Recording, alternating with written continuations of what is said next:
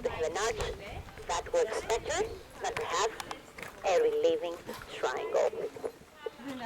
And which people were using arches, but much later than the Mycenaeans, the Romans, exactly. Let's catch a breath. How many acropolis do you have in your program? Just one? Another one tomorrow. So, what did the Mycenaeans carve in that triangular stone, except for the lions? A column, a pillar. The lions are standing close to that pillar, protecting it maybe. That's the impression that we get. What could the lions symbolize? That's the question now. We believe that the Mycenaeans wanted to give a message to the visitors, to make something clear to them.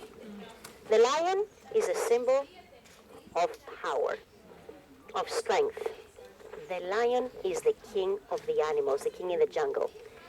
So possibly these lions symbolize the kings, the royal family of Mycenae. And what is their duty? To protect their home. The city. This is what the column possibly symbolizes.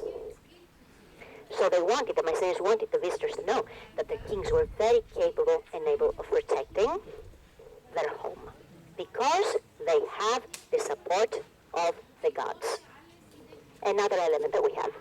Notice that the lions are standing with their front paws onto small altars, which must symbolize the gods. And what's missing?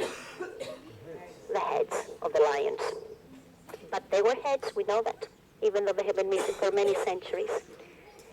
Do you see the holes in the necks of the lions? Notice the lion on the right-hand side, at the very top. Do you see two small cavities, brown spots? This is where small metal bars fitted, and all the bars supported were the heads. We don't know what material they were made. Maybe stone, a better quality, maybe marble, maybe steatite, maybe alabaster. But it's possible, another theory is that they were made of gold or another precious metal.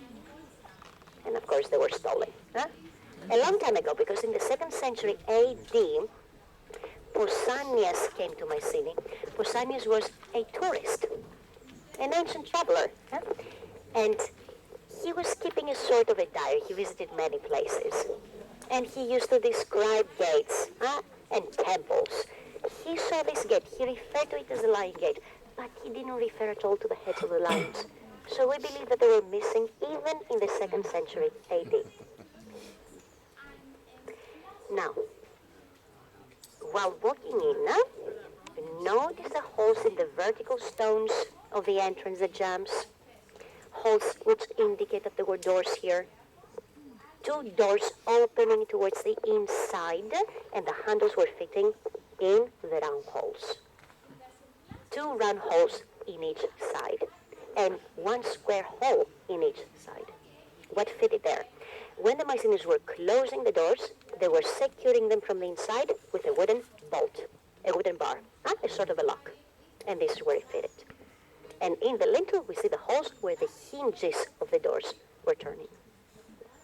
Now you see the ramp up to the gate? It leads to the palace at the top, and the pathway, the same pathway, leads to the backside of the Acropolis all the way to the escape routes, where we also have an underground cistern. It's 60 feet deep, 18 meters. There's a staircase leading to it. It's a cistern and not a spring, ladies and gentlemen. The Mycenaeans, they used clay pipes in order to direct water to the Acropolis from a spring which is outside the walls and 1,000 feet away from the cistern, on a higher level. Clay pipes going downhill, directing water to the Acropolis. And these clay pipes were buried. The Mycenaeans had covered them up with earth. Of course, they didn't want them visible, for the obvious reasons. What would happen if the enemies would find them?